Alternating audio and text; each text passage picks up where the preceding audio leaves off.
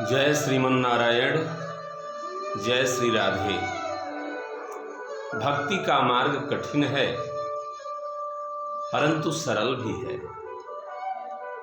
अगर महापुरुषों का सानिध्य मिला है जीवन में, संतों का सत्संग मिला है, तो वो कठिन मार्ग भी सरल हो जाता है।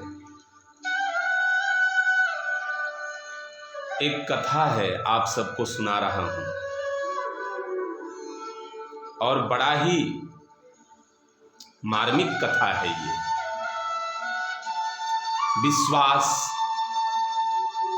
भगवान के चरण में अगर विश्वास नहीं है तो काशी, मथुरा, अयोध्या, पुरी, हरिद्वार, बद्री नारायण,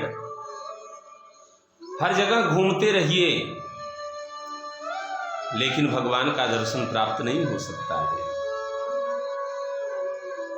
अगर विश्वास है भगवान के चरण में अपने ऊपर, तो घर में भी रह करके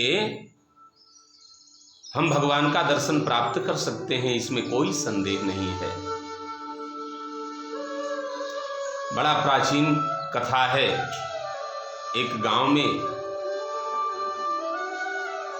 एक बूढ़ी मां रहती थी। उनको भोली भोली कहते थे सब। घर में बेटा, बहू, नाती, पोते सब थे।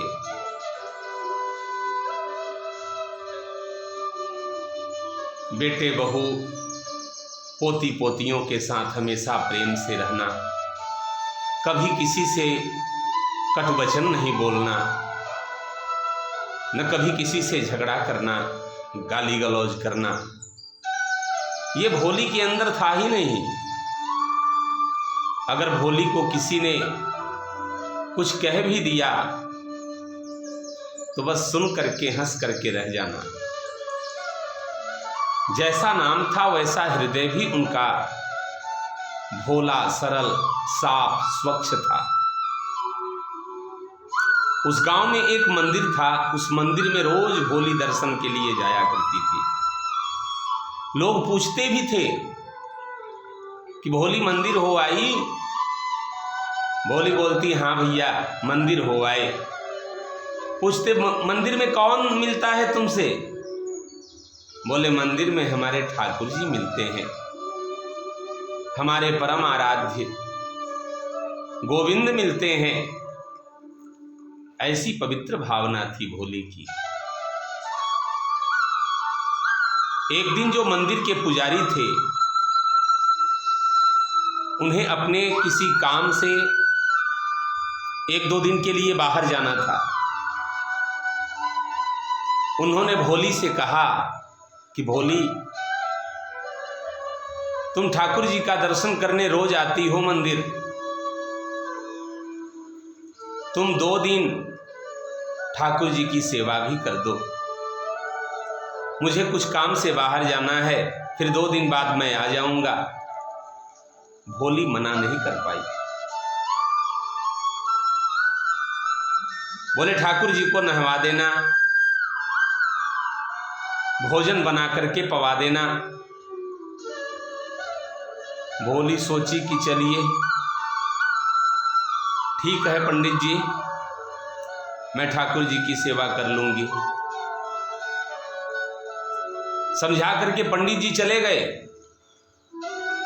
इधर भोली मंदिर आई और ठाकुर जी से कहा, देखो भैया,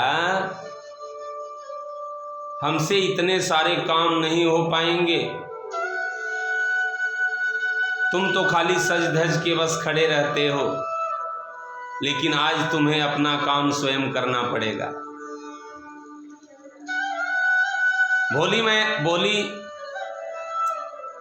मैं तुम्हारे लिए भोजन बनाने जा रही हूं, तुम जल्दी से फटाफट स्नान करके, कपड़े बदल करके, अपना श्रृंगार वगैरह सब कर लो, तब तक मैं भोजन बना लूं। और भक्त की आस्था, विश्वास देखिए। भोली ने कहा और ठाकुर जी स्वयं अपना काम करने में लग गए। स्वयं स्नान किया, स्वयं से कपड़े पहने। तब तक भोली ने कहा मैं भोजन लगा देती हूँ, जल्दी से भोजन भी कर लो। भोजन बनाया, परोस दिया।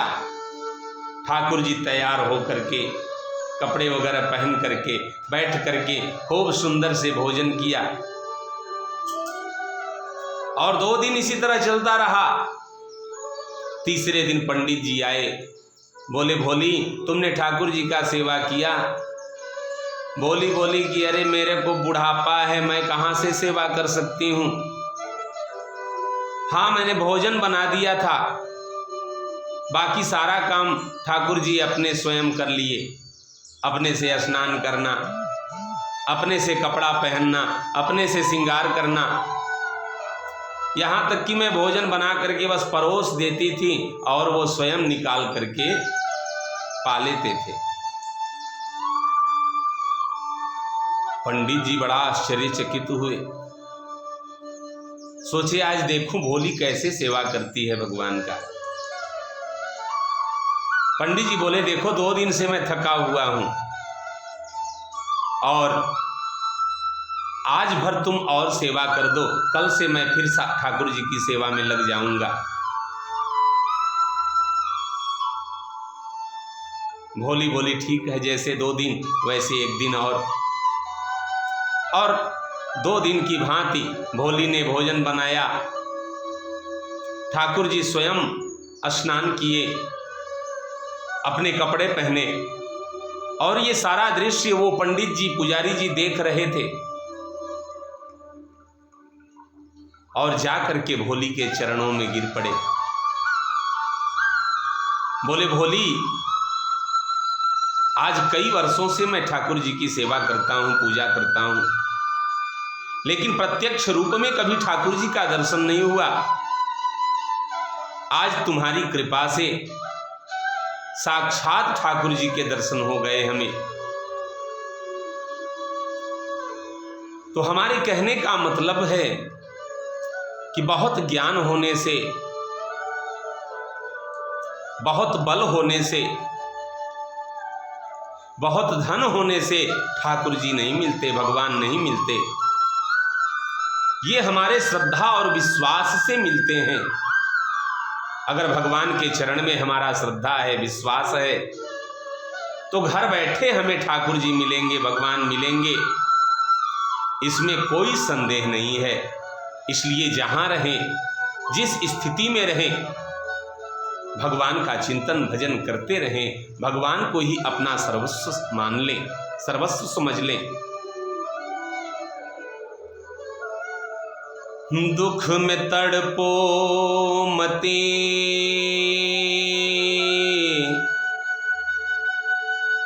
सुख में फूलो मती, प्राण जाए मगर नाम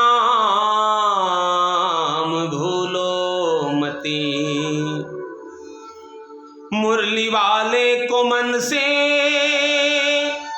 रिझाते चलो,